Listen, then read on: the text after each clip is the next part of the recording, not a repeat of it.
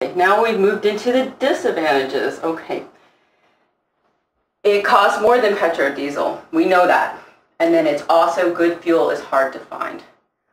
Here we are. I'm going to show this picture right here. This looks like Scripps Institute of Oceanography. Nice big tank. This is the biodiesel marketplace, basically. You see the big shark on the top? He's probably a supplier, a major supplier. He buys up all the good biodiesel, and then all the little fish, they buy up the diesel, and then so the consumer is somewhere down here on the bottom. They're getting the dregs and whatever's coming down the pipe. So basically, the industry is not set up to get it to the end user. It's set up to get it to the distributor. And sometimes the end user does not come out in the end with very good fuel. The other disadvantage, obviously, is the cost. In this area specifically, we have very high costs for biodiesel. We're estimating that we are going to be able to probably purchase biodiesel about $3.90, and that includes all the taxes. What I have here is a chart that shows you a different ratio of biodiesel, B5, B20, and B100. The B5 is 5%. We'll look at it in terms of gallons. It's 100 gallons. Here we're comparing side by side. So the B5 is 95 gallons of petro and 5 gallons of biodiesel. And then we're looking at the cost. We're going to assume that the petro costs about $3 a gallon. And then the biodiesel, the price that we've been getting quoted is $3.90. When we look at the percentages and we add them all up and do the math, it comes out to $3.05. So we're basically adding a penny per gallon or per percentage of biodiesel. And then it goes up to $3.18, and then if you use B100, we're back to the $3.90. So it's a ratio, and you can see it on this chart right here. So if you want to spend less, you put less biodiesel in, you still get plenty of benefits. If you want the most benefits, then you'll have to spend more. So we're kind of the trade-off of quantity versus quality.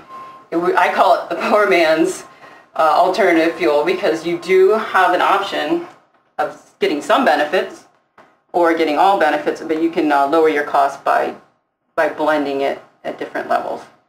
Now, there is one issue that has come up that a lot of people have questions about, and that is warranty issues. When you have commercial vehicles, they do carry warranties from the original equipment manufacturers. And then, although the engine manufacturers are not allowed to place warranty restrictions on the engine under the Magnuson-Moss Act, but the OEMs do place restrictions on the warranties. And so if you're a commercial trucker or a company that has these warranties, you want to make sure you meet them. The club will have a tank, but we also have the option of the user coming up and just putting it in their own storage container. And so they have to be aware that it does cloud, and the cloud point is different for each fuel, and that, again, the certificate analysis he mentioned will tell us what the cloud point is, or should tell us what the cloud point is. We've been getting from the producer. I know that Community Fuels has told me that their fuel, which is soy-based, does not crystallize till 0 degrees Celsius, 32 degrees Fahrenheit. And then, for example, palm oil, which is out there, I think it's like 45 degrees Fahrenheit. And you don't want to, you want to be out of a tropical environment with that. It also has tendency to degrade. It can become acidic, form sediments. We're talking about bad fuel versus good fuel. You want good fuel, and we want to make sure that, understand that this is a perishable product. Manufacturers recommend no more than 6 months of storage. Even if you're storing it the best way you can store it, it will degrade after 6 months. Or the oxygen will get to it. And then what we have found is that once the B100 gets toward its 6-month lifespan, the distributors will blend it with diesel, and once you do that, it stabilizes the product. So a product that was B100 about to go rancid gets blended with 20% petro, or actually 80% petro, most likely, becomes B20, and then it goes out there into the general public. This is what we mean about good fuel. Sometimes we don't know what is in this fuel, and we don't know where it's been. How old is it? Where has it gone? How did it get here? You know, all those questions. That's why we need to be very careful about where we buy our fuel from. And so the Buyers Club is going to be looking at that and being very observant on how the fuel is being handled by the producer and the transporter, how it's getting to us, and what condition it is in once it gets to us.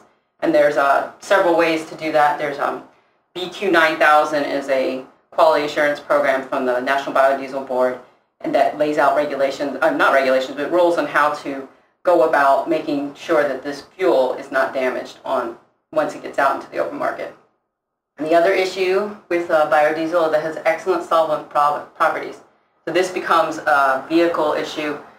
If you have an engine that is older than 1994, it could have some natural rubber components. As part of the conversion process for the biodiesels, that you would want to replace those natural rubber components.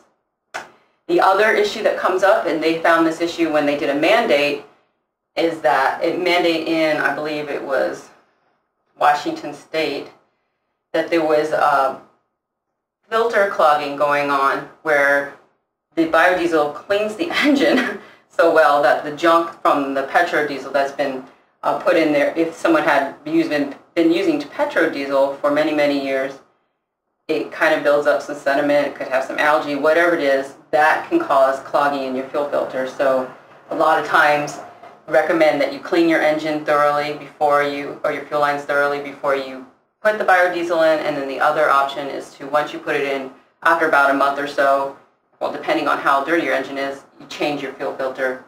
Some people are talking about putting additional fuel filters along the line, because it's diesel, if one clogs, then the other one will work.